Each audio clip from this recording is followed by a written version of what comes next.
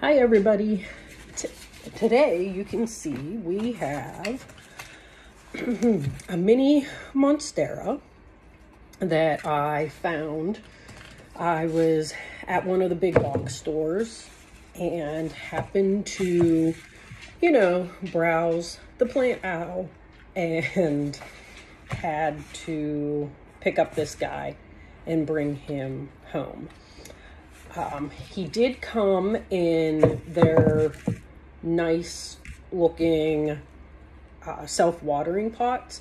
However, I have a lot of other Monsteras, and I actually lost a Swiss cheese Monstera a while back to root rot. So the fact that this guy is not in the best soil, and I don't want to use a self-watering pot for him, I am going to go ahead and get him out of this and change everything. Now, it is true, this is a lot of shock on a plant. And I mean, I don't know if you can tell, he already has a lot of leaves that have some physical damage from shipping and all that. But we're going to try to get as much of this highly moisture retaining soil off of here. We're going to put him in my mix that'll have a lot more bark and perlite, and I'm going to see how big his root ball is when I finish. I was going to downsize him to this size clear pot, but considering how big his root ball is, I might think about putting him in this other big clear pot. We'll see, because I really want to keep an eye on his roots. You can tell so far he has nice roots. They look healthy. Because I don't know if you noticed when I pulled this pot out, this is completely dry. I don't know if maybe some water was added when it was shipped, because this soil is wet, to keep him hydrated during shipping and travel. But I don't want him permanently sitting in this wet of soil. I'm hoping I can break a good bit up. I might have to soak him in some water, and I really don't want to saturate him any more than he already is. Downside with straight, I don't know if this is peat moss or it might be cocoa coir, which is not a bad plant medium. You just, in my experience, is you don't want to use solely that unless you have a plant that really needs to retain moisture. Like, it is really, like, getting up into this, like, main part of the root ball, it is very wet in here. You don't really want them that wet.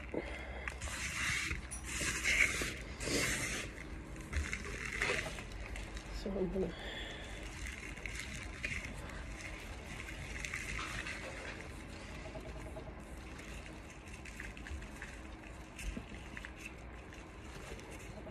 all right, so you can tell I got as much of that soil loose as I can. It's still a little bit tight up in here, but I don't want to mess with some of those delicate roots. And I don't know if you guys can see poking in the side of the camera, one of our foster cats, probably be soon to adopt cat, is hanging out in the corner of the screen. He's rather fascinated with what we have going on here. So I got a lot of soil out. I think the roots are going to be too big for this pot, but I wanted to take a look because sometimes I think he'll be root bound a little too fast, and I feel like this is too big, and I'm not sure I have any more clear in between that.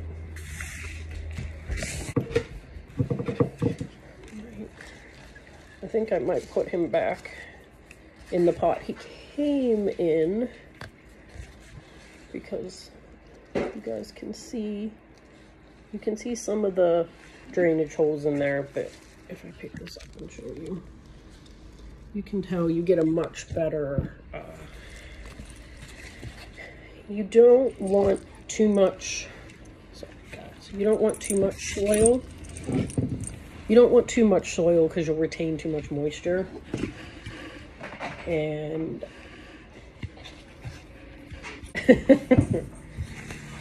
all right, sorry about that. Okay. So I'm just gonna put my mix in here. Him in here. Room to grow.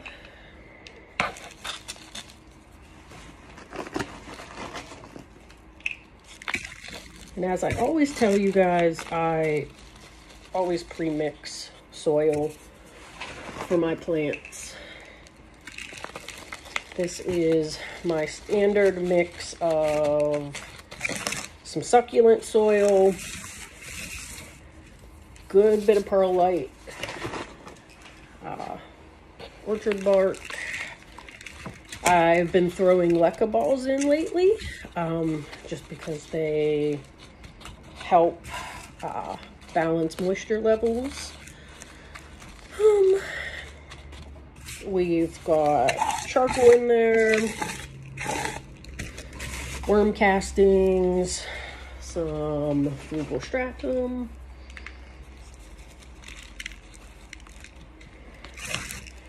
You know, the main thing to keep in mind for a lot of these tropical plants, especially ones that like to climb trees as vines, they don't want super wet roots, which was one of the main reasons I took him out of this self-watering pot. I know that that's in there, but I will not be using the self-watering pot feature. You can tell I took off a lot of the yellow-ish, you know, just dead leaves that we had at the bottom. We've got some nice new growth coming out. We've got he has a lot of aerial roots, which actually makes me think I should stick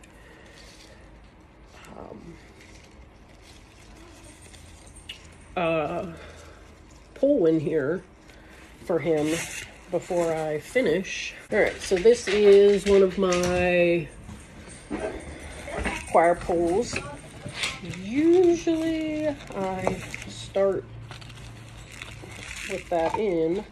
Wasn't planning on giving him one yet, but I noticed how many aerial roots he has, and I think it actually might be a good idea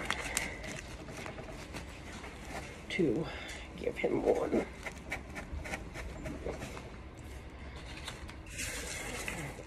Okay.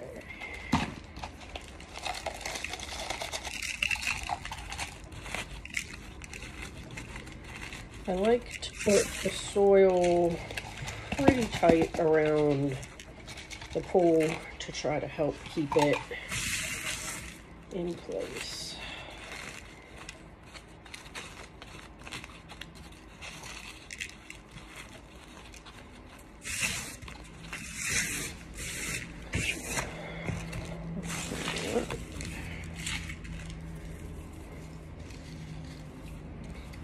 Now, I normally would use Velcro, like the Velcro tape, to attach this to a post, but he's already growing. Sometimes if you look, you can tell like kind of the front and the back.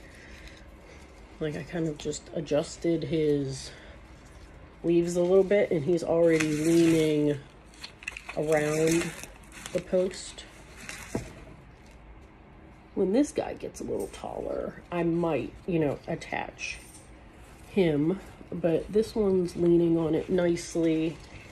I don't think I need to do any Velcro yet until he gets a little taller. Like I said, he has some really nice new growth coming out here, here. Honestly, really a nice find for a big box store. Never hurts to check their plant house, especially now that we're coming into spring. You know, you might find some really cool stuff. I did take this leaf off. I'm trying not to remove too much to shock him too much, but you can tell this had some significant physical shipping damage.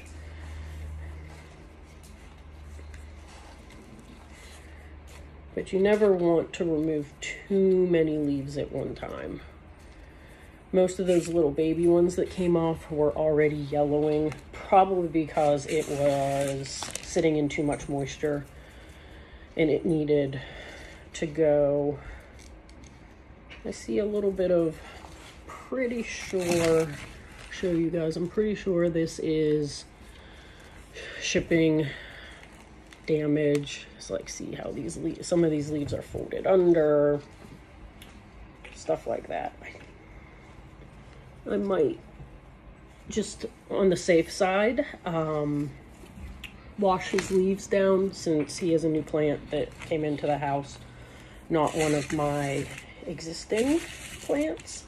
You always want to be cautious of pests, because it is not fun if you get an outbreak of pests in your plant collection, especially when you start to get a plant collection as big as some of us avid plant people have.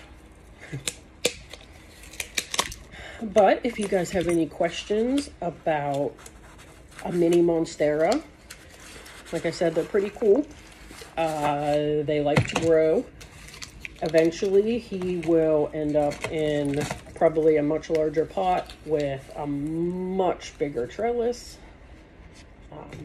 for him to grow up on. I actually have this idea that I really want to mix a mini Monstera and a Swiss cheese Monstera in the same big pot and let them grow up a big trellis together. So we'll see if that eventually happens one day. But like I said, definitely don't keep these guys in standing water. They don't like to be watered until their soil feels pretty dry. I mean, you want to feel a few inches down. Make sure it's dry. I do a little bit of fertilizer every watering. But overall, these guys are pretty hardy. They can withstand a good bit. As long as you don't overwater them, you should have no problems. Thanks.